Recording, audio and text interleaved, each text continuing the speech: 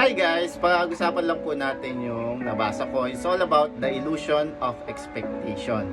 Marami tayong expectation sa buhay na hindi natin namimit. So ganito siya gumagana. Sa isip natin, may expectation tayo sa iba't ibang klase ng tao sa buhay natin. Gusto natin namimit palagi ang ating expectation. Example, may mga standard tayong nilalagay. Halimbawa, sa loved ones mo, nakilala mo siya as ganito, imperfect, mabait, simple, maayos, may mga pagkukulang. Yan, tinanggap mo siya as usual.